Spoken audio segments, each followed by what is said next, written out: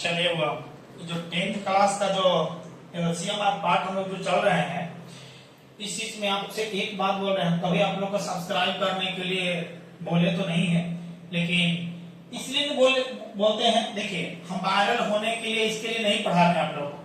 हम आपको बस एक चीज है, वायरल होने के लिए रहता था छोटा छोटा क्लिप डाल करके हम वायरल कर सकते थे, लेकिन बात क्या है कि लघुत्तम समापवर्त जो है पढ़ाने के पीछे कारण है। देखिए, आप लोग के साथ जो लगाव है ना, वो हमसे छूट नहीं रहा है।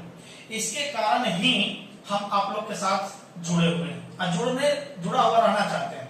बस अब आप लोगों के पास शेयर कीजिए, जिससे कि अधिक से अधिक बच्चा जुड़ सके और जितना भी जो पॉइंट जो है जो पढ़ाते हैं, उस चीज को पॉइंट को दूसरे को भी लाभ मिल सके। हम इसीलिए आप लोग को सहयोग करने के लिए हम आप लोग के साथ खड़े हैं। चलिए, हम आप लोग के लघुत्तम समापवर्त जो होता है पीछे में आप लोग के पढ़ा चुके हैं। पहला विधि में जो याद कीजिए अपवर्त से निकाले थे और समापवर्त से निकाले थे। तो और दूसरा विधि जो भाग विधि हम लोग पढ़े, और आज हम लोग तीसरा पढ़ेंगे अभाज्य गुणनखंड विधि से। कौन विधि से होगा? अभाज्य, या फिर इसको लिख सकते हैं गुणनखंड विधि। ठीक है, गुणनखंड विधि आइएगा। गुणनखंड विधि में क्या कहता है? बाई फैक्टर से आइएगा। किससे होगा? बाई फैक्टर से आ जाओगे। तो अब कंडीशन है गुणनखंड विधि में, तो पहले बात को समझने की कोशिश करिए, उसके बाद हम आगे की ओर बढ़ते चलेंगे। चलिए, कहता है इसको लघुत्तम समावर्त में इसको परिभाषा एक और आएगा, ध्यान से समझना होगा। कहता है कि दो गो संख्या रहे, चाहे दो से अधिक, दो या दो से अधिक संख्याओं के अभाज्य गुणनखंड, ध्यान देना, अभाज्य गुणनखंडों में, ठीक है, अभाज्य गुणनखंड कर लेना, अभाज्य गुणनखंडों में उसमें से जो उभयनिष्ठ है मैंने शामिल रहेगा, उभयनिष्ठ सबसे बड़ी घात के गुणनफल को लघुत्तम समापवर्त के नाम से जाना जाता है, अर्थात एलसीएम कहा जाता है। इसको डेफिनेशन में लिख लेना, दो या दो से अधिक, दो या दो से अधिक संख्याओं, दो या दो से अधिक संख्याओं में, ठीक है, दो या दो से अधिक संख्याओं के अभाज्य गुणनखंड में के अभाज्य पहले गुणनखंड कर लेना। अभाज्य गुणनखंडों में उभयनिष्ठ माने शामिल हो,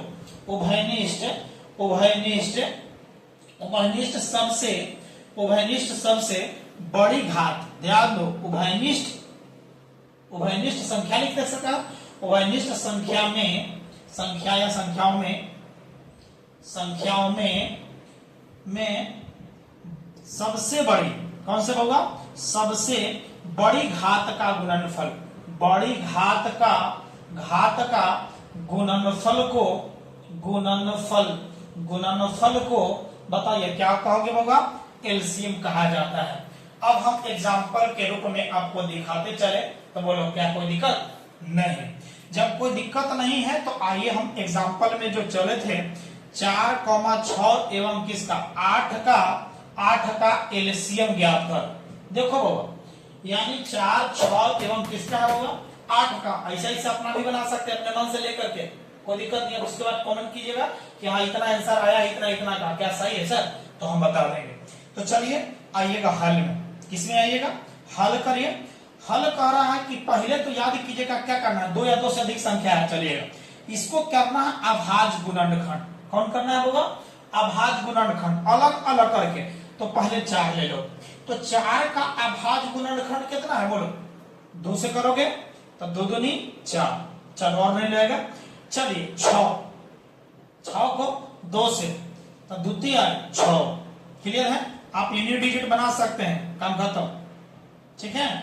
अब कंडीशन आइएगा 8, बोलियो 2 से लगाओगे, 2 चौके 8, 2 दूनी 4, यानी यूनिट बना लिया। अब कंडीशन है 4 का भी देखो अभाज्य है, 2 भी अभाज्य है, अभाज्य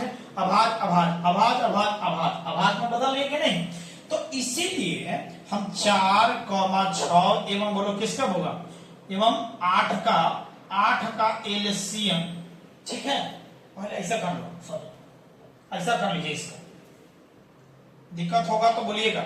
यहां से हम 4 का पहले लिख रहे हैं, 4 का बोलो, 4 क्या मतलब 2 गुने 2 आया कि नहीं, 2 गुने 2 मतलब 2 का स्क्वायर आएगा हो, ठीक है, इसको लिख सकते हैं 2 का स्क्वायर। बोलो 6 का कितना आएगा, 6 का क्या आएगा 2 गुने 3, 2 गुना कितना 3, और 8 का कितना आएगा बोलो, 8 का आएगा 2 कै बार 3 बार, 2 कै बार होगा। अब सोचो बउआ यहां पर अब देखो तीनों में शामिल कौन है, तीनों में शामिल है कौन। अब सोचो बउआ यहां से आज जब किसी संख्या के पावर 0 का मान कितना होता है 1 होता है। अब इसमें जो है 3 तो है लेकिन एकरा में नहीं है, अपने मान से 3 के पावर 0 दे दो, इसमें भी नहीं है तो 3 के पावर 0, क्योंकि किसी संख्या का पावर 0 का मान क्या होता है 1 होता है। हम इसलिए दिए कि इसमें तीनों में शामिल हो जाए, ठीक है, इसीलिए दिया गया। अब इसीलिए हम आपको बोल रहे हैं बउआ, इसीलिए आइए, इसीलिए 4 6 एवं किसका 4 6 एवं 8, 8 का एलसीएम जब निकालोगे तो क्या आएगा बोलो, सबसे उभयनिष्ठ पद देख लो, तीनों में शामिल होगा 2 2 2 है कि नहीं है, इसमें से सबसे बड़ा कौन है बोलो, देखो 2 के पावर 2, 2 के पावर यहाँ कुछ नहीं है तो 1 है, यहाँ 3 है, तो सबसे ज्यादा 3 वाला ना होगा, ये भी शामिल है, ये भी शामिल है, यही शामिल है, लेकिन सबसे ज्यादा यही ना 2 के पावर कितना लोगे एलसीएम में, ध्यान से देखना 2 के पावर 3, यही कह रहा है मैं उभयनिष्ठ हो रहा, सबसे बड़ी घात वाला लेना है। अब एक में 0 का पावर कितना 1, बोलो तीनों में सबसे शामिल ज्यादा कौन है, पावर का सबसे ज्यादा कौन है 1, बस ले लो हो गया 3, हो गया।